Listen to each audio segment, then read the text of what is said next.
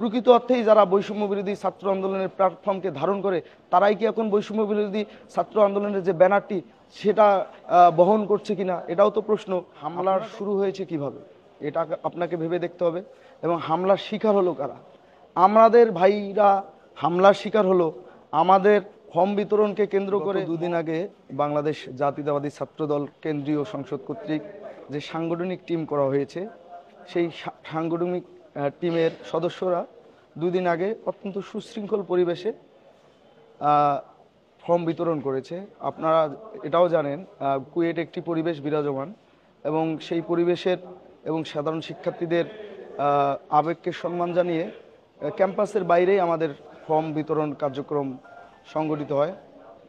এবং আজকে বৈষম্য বিরোধী ছাত্র বা আপনার সাধারণ শিক্ষার্থীদের ব্যানারকে যারা ইতিমধ্যেই কলুষিত করছে বিভিন্ন নামে বেনামে, এবং সাধারণ শিক্ষার্থীদের নামকে ব্যবহার করে একটি গুপ্ত সংগঠন আমাদের ছাত্রদলের ফর্ম বিতরণকে কেন্দ্র করে একটি অস্থিতিশীল পরিবেশ সৃষ্টি করার চেষ্টা করেছিল।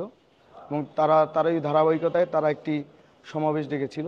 সেই সমাবেশের পাশ দিয়ে আমাদের যারা ফর্ম নিয়েছিল বাংলাদেশি জাতীয়তাবাদের আদর্শকে মনে প্রাণে ধারণ করে বা গ্রহণ করে, তারা ক্লাস শেষ করে পাশ দিয়ে হেঁটে যাচ্ছিল ক্লাস শেষে। এবং ওই সমাবেশ থেকেই কিন্তু তাদেরকে কোনো প্রকার কারণ ছাড়াই তাদেরকে হামলা করেছে। এবং হামলার একটা পর্যায়ে তারা নিজের জীবন বাঁচাতে হয়তোবা ইউনিভার্সিটির পাশের যে এরিয়া সেই এরিয়ায় যায়, এবং ওইখানকার যে জনগণ মানে এলাকাবাসী তাদেরকে সেভ করার চেষ্টা করে, এবং তখনই একটা সংঘর্ষ বেঁধে যায়। এখানে প্রকৃত অর্থে একটি সংগঠন আমাদেরকে মব ক্রিয়েট করে বলার চেষ্টা করে বাংলাদেশ জাতীয়তাবাদী ছাত্রদল হামলাটা হলো। হামলার শুরু হয়েছে কিভাবে, এটা আপনাকে ভেবে দেখতে হবে। এবং হামলার শিকার হলো কারা? আমাদের ভাইরা হামলার শিকার হলো।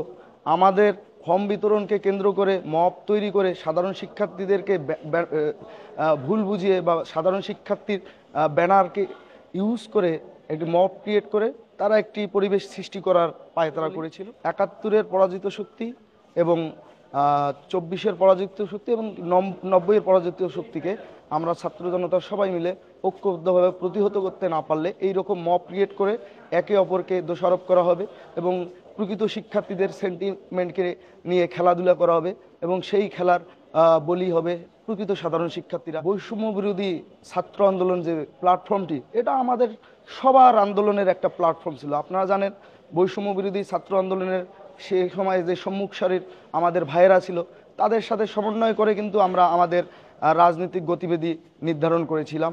আমরা ওই সময় হাসিনা ওয়াজেদকে ক্ষমতার মসনদ থেকে ভেঙে পালিয়ে যেতে বাধ্য করেছিলাম, একে অপরের সাথে সমন্বয় করে হাতে হাত কাঁধে কাঁধ মিলিয়ে। সেই বৈষম্য বিরোধী ছাত্র আন্দোলনের যে প্ল্যাটফর্ম, সেই প্ল্যাটফর্মটিকে কারা ব্যবহার করলো, কারা কলুষিত করলো? আসলে প্রকৃত অর্থেই যারা বৈষম্য বিরোধী ছাত্র আন্দোলনের প্ল্যাটফর্মকে ধারণ করে তারাই কি এখন বৈষম্য বিরোধী ছাত্র আন্দোলনের যে ব্যানারটি সেটা বহন করছে কিনা, এটাও তো প্রশ্ন। আপনারা দেখেন বৈষম্য বিরোধী ছাত্র আন্দোলনের যে প্ল্যাটফর্ম, সেই প্ল্যাটফর্মতে আমরাও ছিলাম, আমরাও সেই আন্দোলনে অংশগ্রহণ করেছি এবং সামনের থেকেই নেতৃত্ব দিয়েছি। একক কৃতিত্ব আমরা নিতে চাই না, যেহেতু বৈষম্য বিরোধী ছাত্র আন্দোলনের নামে যে সামাজিক আন্দোলনটি ছিল সেটা সামাজিকভাবে কিভাবে তাদের যৌক্তিক দাবির পক্ষে আমরা আমাদের সংগঠনের পক্ষ থেকে আমরা কিন্তু প্রথম থেকেই ছিলাম। যারা এতদিন ফ্যাসিবাদের দোসরদের পায়ের তলায় লুকিয়েছিল, তাদের বিভিন্ন স্বার্থ হাসিল করেছে, তারা দুই একটি কথা কি বললো না বললো, আমাদের নামে ব্লেম দিল কি দিল না, এটা আসলে আমরা মাথায় নিচ্ছি না। আমাদের বলা হয়ে থাকলো যে আমরাই হামলা করেছি, শিক্ষার্থীরাই বলবে কারা হামলা করেছে, এটা তো খোলাসা হবে। আমরাই তো দাবি করছি আমাদের ভাইদের যারা হামলা করলো তাদেরকে অবশ্যই প্রকৃত আইনের আওতায় এনে বিচারের ব্যবস্থা করতে হবে। না হলে ছাত্র জনতার মধ্যে যে ঐক্য, ফ্যাসিবাদের দোসররা আগে যেমন বাংলাদেশের স্বাধীনতা ও সার্বভৌমত্বকে বিনষ্ট করেছে, একইভাবে স্বাধীনতা সার্বভৌমত্ব এখন যে অক্ষুণ্ণ রাখার যে মানুষের দৃঢ় প্রত্যয়, তা ব্যত্যয় ঘটবে।